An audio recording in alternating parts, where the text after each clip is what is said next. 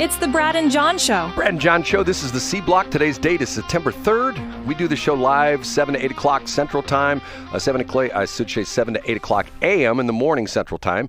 And then we put it up on our various sites. You can go to bjshow.co. That's the traditional podcast type format. You can go to bjshow.us. That's the untraditional video podcast format. Okay, John, first off, let me tell you my Chick-fil-A story from last night, okay? Ooh, okay, Brad. I can tell you a Chick-fil-A that I think this is the fourth time I've gone there, and every time it is a cluster F, if you know what I'm saying, okay? Oh, no, Brad. Now, you're definitely not talking about the one on Mid-Rivers Mall Drive, because you smartened me up to the fact that that one is closed. Yes, it's closed. Yeah, they're rebuilding it. They're changing things around because that one has turned into like a tremendous traffic jam. I don't know what they're going to do. It's on a real small piece of property. Okay, I'm not going to say where this particular Chick-fil-A is, but I go there every once in a while. I get the hankering for Chick-fil-A, and it's not necessarily for the Chick-fil-A for the chicken. It's for the French fries. I love those waffle cut French fries. They're so good. Is this maybe nearby somewhere where you used to teach, Brad? That we talked about in B Block? No, it's not. I'm not going to give the location of this one. Every time I go there, it's a mess. And typically, when you go to Chick-fil-A, it's like a study in how to run a business. It's just like fine-tuned machine. Correct, John? Military precision of the execution, taking your order, saying my pleasure, cleaning up the tables. It's beautiful, Brad. This one is a mess, okay? So I go there last night, probably about 6:30, 7 o'clock, time for dinner. And first off, the line's moving exceptionally slow. And I look ahead, and there's like not one, not two, not three, not four, but 5 different people that are out there, in their Chick-fil-A uniforms with now they have these crazy harnesses. If you know what I'm talking about, the harnesses where they hang all the stuff. You know what I'm talking about, John? Yeah, of course, yep. Okay, they got the card reader, and they got the iPad, and they got this, and they got their change purse and all that kind of stuff. So I finally get up there, and the lady I pull up, and she does not greet me. She's standing next to my car. I mean, maybe 10, 20 seconds. She's doing something on her iPad or whatever that is, some kind of a tablet. Then she looks at me. She says, "Yes, can I help you?" And I said, "Yeah, I like that number 1 thing or whatever it is, number 6, chicken fingers." She goes, "Okay." And I, for once in my life, I was paying with a credit card. And she says, "Oh, I don't have my credit card reader." Now, keep in mind, it's not her. There's her and 4 other people sort of all milling around, and there's 2 lanes of traffic, but they got to knock down to 1. So there's 5 people, and she's the only one taking orders. And she says, "I don't have my credit card scanner." And she turns around, she says, "Any of you guys have a credit card scanner?" And they'll go, And she goes, I guess just pay at the window. So I go up to the window, and I got my credit card out. And I hand the guy my credit card, and he says, "Already taken care of. You paid back at the thing." And I go, "No, I didn't." He goes, "Yes, you did." I said, "Okay, I won't argue with him." And I left, and I got my food for free. Nice. Very good. The moral of the story is always go to a Chick-fil-A that's either on or north of the Rock Road, right? No, this is not north of the Rock Road. It's south of the Rock Road, which is actually... Oh, okay. That's surprising, Brad, because I was stereotyping there. Okay. Well, that's good, Brad. So their inefficiency led to you getting a free meal. And it's not every time I go to that one. It's a mess. And I want to, after we get off the air, I want you to tell me, because I love Chick-fil-A and I love a free meal. Okay. That's story number 1. Story number 2. In full disclosure, I own the crap transmitter site right there on Highway 47, a mile north of the Missouri River in Marthasville. Technically, that's my address. And I can tell you bizarre, weird stories about that piece of property. It's 8 acres. I'm surrounded by the village of 3 Creeks, and the people down there at the village of 3 Creeks, the farmers, all the old boys, they hate me. They really do. Oh, I bet they do, Brad. That's a real thing. They see you in the store, and they're mean to you. They just walk out to their pickup truck, and they don't come back. They've sued me not once but twice. And how long ago was that, Brad? 8 or 9 years ago. Yeah, problem that when you say that means about 12 years. Go ahead. Okay. The one guy has MF'd me a couple of times. And Sure. I'm going like, okay, all I'm doing is just run my radio station. Okay. So, and this is not necessarily with my farmer boys there at Village of 3 Creeks. This is also with Warren County. I have a great guy. I won't mention his name because I don't want to get him involved in this, but I have a guy who I've known for quite some time who I've seen this guy develop a very successful business. I first met him when I was in a leads group in Washington. Won't say his name, won't say his company because I don't want to get him involved in this. And I thought to myself, this guy is going to have a rough go of it because he started out with his business very small, didn't have a lot of equipment. And he's in an equipment-intensive industry. Didn't have a lot of equipment. Had some problems. At one point in time, he got severely injured on the job, to the point where there was a chance he might even be disabled, but he came back and he's doing great. Okay, his business has grown and grown and grown and grown and grown. He approached me wanting to know if I would rent part of my transmitter site so we can park some of his vehicles there and run his business out of there. That sounds like a great deal. Yeah, a great deal. And he's going to pay me money, believe it or not. So, and I said to him, He says, you have to get it cleared through Warren County. And I said to him, if I go to Warren County, they'll say no. And he goes, well, why would they say no? I go, it's Warren County. They say no to everything. And he says, really? They won't even let me park my trucks there? I go, they'll say no.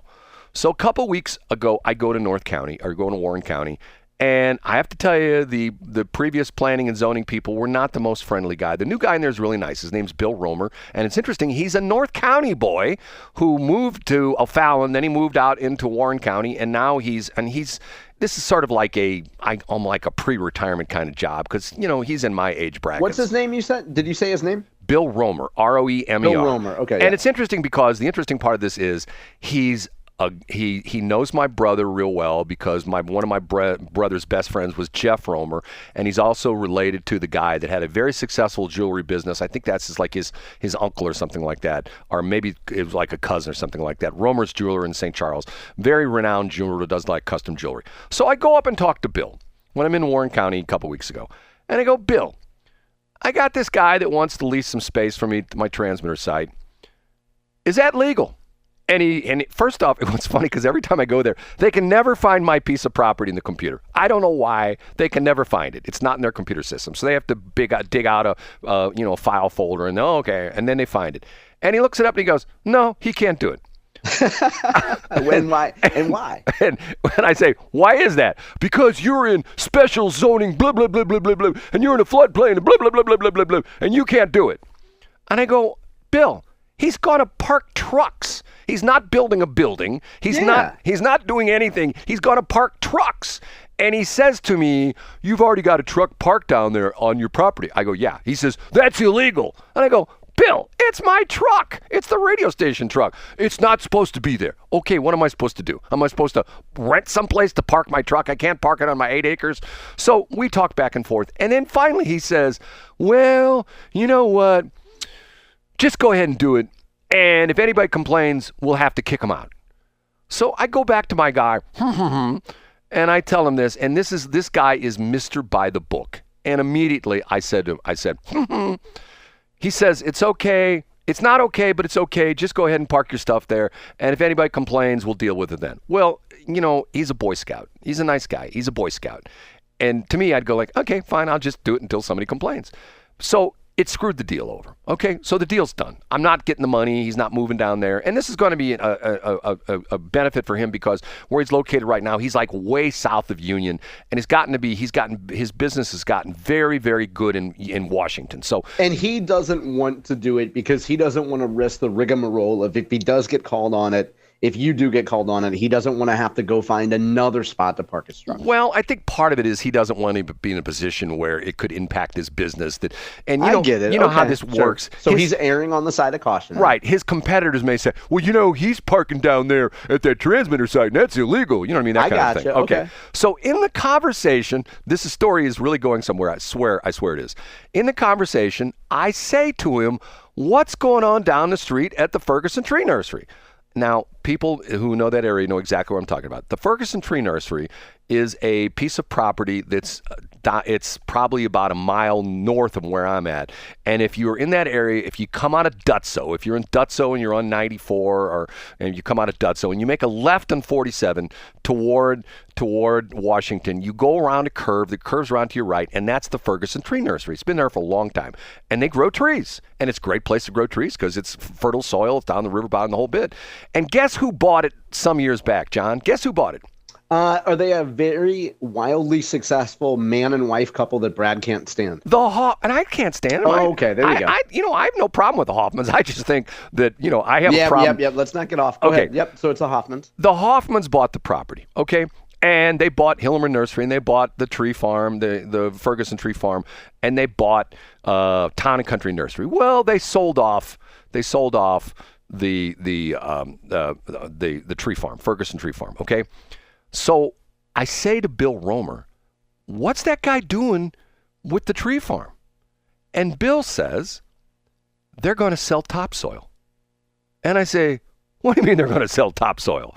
And he says, they're going to sell topsoil. He says they've had the estimate of how much topsoil there is there. And they say they can probably do $1 to $2 million worth of sales in topsoil. And I'm going, whoa, hold on just one moment here. They can sell the dirt down there and make $1 to $2 million?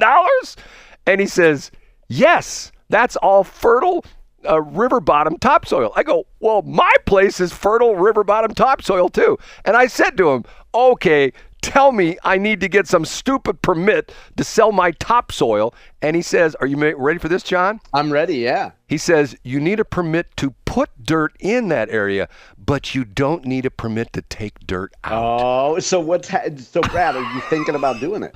Hell yes, John.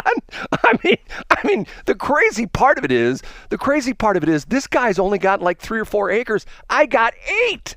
Yeah, that's all. Now, have you looked into the logistics of doing this, Brad? Well, this is the problem. And I over the weekend, I'm not going to talk about this because the guy called me back, and John gets mad at me when I disclose private conversations. The guy who owns it called me back over the weekend because he's got signs there. Hey, buy topsoil. And I called him. He's a very nice guy, and him and I, ran this back and forth. The downside to it is it becomes labor and equipment intensive because what you have to do is you have to have somebody who is, first off, you have to have a bulldozer, not a bulldozer. You have to have what we call a track loader or a high lift or whatever you want to call it. Like if this is the nerd Brad coming out, you have to have like a John Deere, like a Caterpillar 953 or something like that. One of those big bulldozers. Okay, I got you. Okay. So it's an equipment issue and it's labor intensive. Right, you got to have somebody to run. And then you got to have distribution too. Well, but what he told me, the guy told me, he says what he does is he's got wholesale accounts. So what he's doing is he's essentially selling to like nurseries and things like that. So they'll come down, they'll send a big dump truck down and they'll fill it up. And then, he tells them, they're charging so much per cubic yard. And then they take it to the nursery and then they're selling it there, at the nursery. And, obviously they're marking it way up. But I'm thinking to myself, if he's got $1 million to $2 million, and the guy told me, this is sort of an interesting part of the story as well too. When I bought the radio station from Ken, I got a picture of the original crap transmitter site. At the time it was KSOQ AM. That's originally went on the air. I got a picture of the original transmitter site, and this is sort of nerd stuff, but the tower guy wire turnbuckles were about 3 feet above the ground. And if you go look at them right now, in one of my towers, the turnbuckle is actually sitting on the ground. And I said to Ken at one point in time, Ken, how come I saw this old picture of the turnbuckle, sitting 3 feet above the ground, and now it looks like on the ground? He says, in the flood of 93, the level of the ground at the transmitter site came up 3 to 4 feet. And I'm going like, 3 to 4 feet? It's all this rich river bottom topsoil. Wow, that's awesome, Brad. So the guy down the street, who shall remain nameless, who I'm not going to say his name, he told me that he had an expert come and he said is his place, he has 8 to 10 feet of topsoil. And I probably, since I am closer to the river, he's 2 miles from the river, I'm a mile from the river, I probably have more than 10 feet of topsoil. So I'm thinking to myself, okay, all I have there on the property is 2 towers. I could easily dig the dirt out around the towers, and I've got parts of the place where there's no tower. Matter of fact, I've got one section of that's back against the levee, which there's nothing back there. I probably got an acre and a half where I could literally take it down 10 feet and it wouldn't make any difference. I'm thinking to myself, I'm going to get in the topsoil business. What do you think, John? I think that's actually a great idea. Like if you would be able to work out the logistics of that sounds like you're literally sitting on cash that you have no use for. Now, there's one additional thing to this. I've never What's that? told this story before, and John's going to laugh when I tell this story. But I have done extensive research on Lewis and Clark's expedition. Okay, Okay. and I am almost about 95% certain that when Lewis and Clark left at the time, the St. Louis area, when they headed up the Missouri, and they went on the north side of the Missouri, not on the south side. They didn't go to Washington or New Haven. They were on the other side of the river. They went up that side of the river.